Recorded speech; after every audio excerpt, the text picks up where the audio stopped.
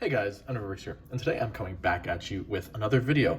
And as you guys can see in front of you, I have another mock in store. So, as you guys can probably tell, this is an American Civil War mock. And loosely, what I based it around was some of the action at the Battle of Gettysburg. I don't think that this is specifically referencing any specific area of action at Gettysburg.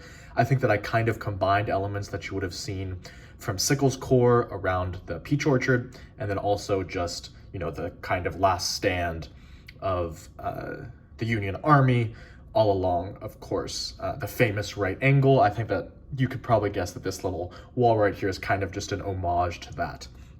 But as I said, this really isn't any specific part of Gettysburg. I think I just kind of wanted to capture the feel of, what Gettysburg could bring me in terms of a battle. But why don't we take a deeper dive into it? So as you can see over here, if I can zoom in and we'll shift the camera over, I kind of have a charging little contingent of my Union force. I mean, they're not necessarily charging, they're kind of just, marching forward under fire, as you guys can see on the ground. I used those ice cream pieces as gunpowder smoke from firing weapons and also as bullets ricocheting off the ground. I don't really think that I like how this turned out. I think that I would have preferred to have a transparent clear piece holding up like an actual colored piece of dirt, like a dark tan color or a reddish brown color. I think that might have looked a lot better.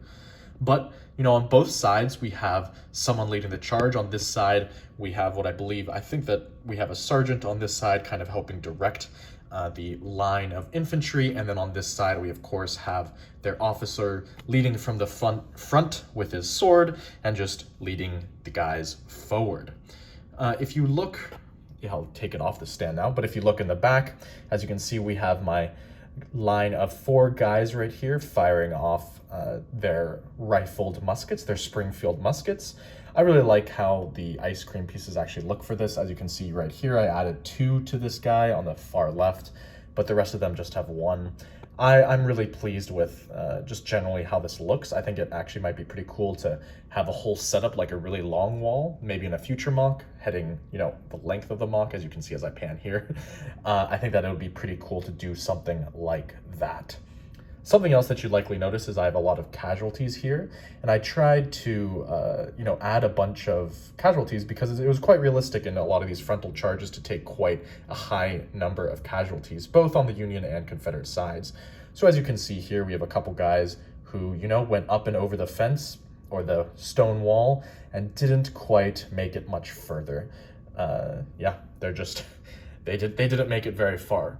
Over here, we have another dude who clearly as well didn't make it far, and then finally we move to this side. We have a couple guys who are just shot out of the formation right here. You can see kind of the gap in the line where they used to be. I actually really like this guy on the left. I think that the way I took off his arm and placed it around his hat is actually a pretty cool look right there, and I'm probably going to repeat that further in future mocks for the Civil War. In the back, we have our 2 standard bearers, kind of leading what would be kind of the next regiment forward. Now, of course, these standard bearers were usually at the front. And if you can see here, as I kind of lower it, these are actually 2 custom printed flags by brick designers. I believe, I can't remember for sure, but I believe that the flag in the front here is the 2nd Wisconsin. I believe that's who it is. This is essentially trying to represent the Iron Brigade. Now, of course, I didn't have a bunch of black hats to actually represent the Iron Brigade, so essentially it came down to just using these custom printed TMC ones. That's why, necessarily we don't see the iconic black hat. I'm hopeful that somebody will add an iconic black hat to the future for my minifigures, but that's something to cross on a later date.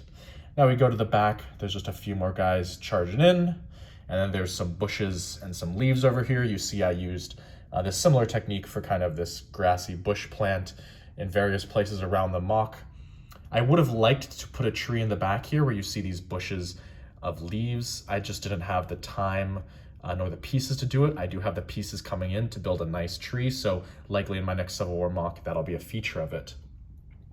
Other than that, I don't really think that there's a ton else to add for this Civil War mock. I'm definitely going to hope to create more in the future, definitely with, just better techniques and better overall. I think that one thing that I tried out and didn't really work out was using green tiles and then also tiles for like the mud.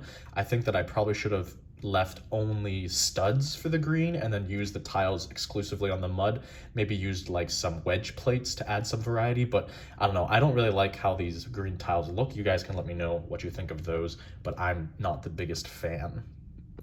However, of course, I love all feedback that you guys would be willing to give me on all of these mock videos. This, of course, is going to be one video. The mock's complete. There's nothing else to add about it, but I will definitely be making more Civil War mocks in the future.